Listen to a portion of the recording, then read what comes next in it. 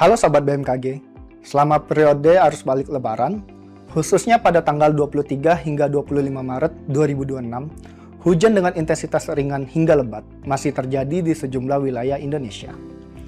Curah hujan tertinggi terpantau di Papua Tengah sebesar 119,2 mm per hari, Papua 64,6 mm per hari, Jawa Tengah 63 mm per hari, Jawa Barat 53,8 mm per hari, Nusa Tenggara Timur 44,9 mm per hari, Jawa Timur 42 mm per hari, dan Lampung 36 mm per hari. Kondisi ini dipengaruhi oleh masih aktifnya gelombang Rossby ekuatorial dan MGO spasial yang aktif di timur Indonesia. Adanya pola pertemuan serta perlambatan angin di beberapa wilayah, serta pemanasan yang cukup kuat pada siang hari yang mendukung pertumbuhan awan konvektif. Khusus di wilayah Jabodetabek, hujan dengan intensitas sedang hingga lebat juga terpantau dalam beberapa hari terakhir, dengan curah hujan tertinggi antara lain di wilayah Jakarta Utara sebesar 60 mm per hari, Jakarta Barat 54 mm per hari, Bogor 53,8 mm per hari, Jakarta Selatan 40 mm per hari, Jakarta Timur 40 mm per hari, dan Jakarta Pusat 39 mm per hari. Pada episode kali ini, kita akan membahas periode arus balik masih diwarnai potensi hujan di berbagai wilayah di Indonesia. Bersama saya Abdillah, berikut kita simak informasi selengkapnya.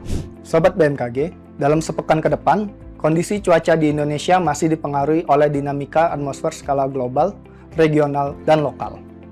Hasil analisis menunjukkan nilai SOI yang teramati sebesar plus 14,2 yang menunjukkan adanya La Nina lemah, sehingga berpengaruh dalam peningkatan pola konvektif di wilayah Indonesia bagian tengah dan timur. Peningkatan aktivitas konvektif tersebut diperkirakan diperkuat oleh aktifnya MGO secara spasial pada tanggal 27 hingga 28 Maret 2026. Gangguan fenomena MGO secara spasial diperkirakan aktif di wilayah Samudra Hindia Barat Aceh hingga Kepulauan Nias, Laut Arafuru, sebagian besar Pulau Papua, dan perairan utara Papua.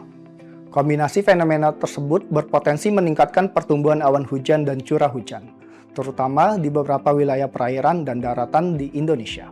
Di sisi lain, siklon tropis Narel yang terpantau aktif kembali di Samudra Hindia Barat Laut Australia masih memberikan pengaruh tidak langsung terhadap dinamika atmosfer di Indonesia, terutama meningkatkan potensi curah hujan sedang hingga lebat di wilayah Banten, daerah khusus Jakarta, Jawa Barat, Jawa Tengah, daerah istimewa Yogyakarta, dan Jawa Timur. Selain itu, sirkulasi siklonik diperkirakan muncul di Samudra Hindia Barat Aceh, Samudra Hindia Barat Daya Banten, dan Papua bagian selatan.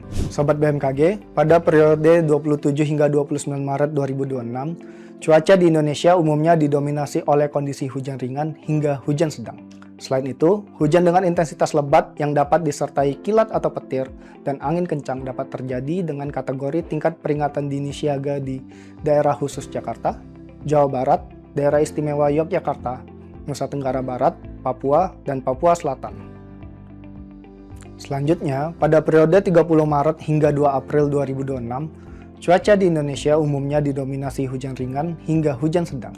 Selain itu, hujan dengan intensitas lebat yang dapat disertai kilat atau petir dan angin kencang dapat terjadi dengan kategori tingkat peringatan dini siaga di Sumatera Barat dan Papua Pegunungan. Selanjutnya, dapat kami informasikan prospek cuaca seminggu ke depan untuk wilayah Indonesia.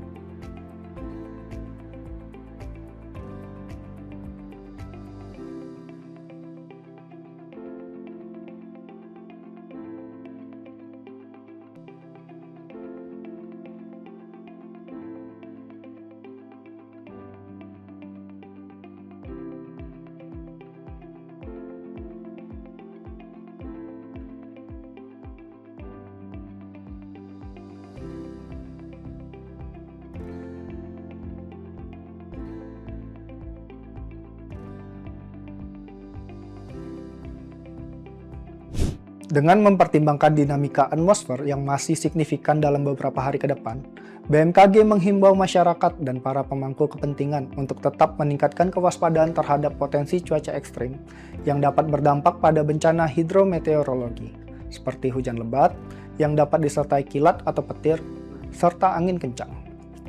Kondisi cuaca yang dapat berubah sewaktu-waktu ini diharapkan menjadi perhatian dalam perencanaan aktivitas, terutama perjalanan darat, laut, dan udara, serta berbagai kegiatan luar seperti ibadah dan wisata. BMKG juga mengingatkan masyarakat untuk secara berkala memantau informasi perakiraan cuaca, peringatan dini, dan peringatan cuaca ekstrim resmi melalui kanal informasi BMKG, antara lain laman bmkg.go.id, aplikasi info BMKG, serta media sosial @info-bmkg, serta melakukan langkah-langkah antisipatif di lingkungan sekitar guna meminimalkan potensi dampak cuaca ekstrim. Informasi akan terus diperbarui secara berkala mengikuti perkembangan cuaca terbaru, sehingga masyarakat dapat terus beraktivitas dengan lebih aman dan percaya diri. Demikian informasi yang dapat kami sampaikan, tetap tenang dan siaga menghadapi perubahan cuaca ekstrim, serta pahami langkah evakuasi jika diperlukan. Semoga bermanfaat dalam mendukung kelancaran aktivitas sobat sekalian dalam sepekan ke depan. Terima kasih atas perhatiannya dan sampai jumpa.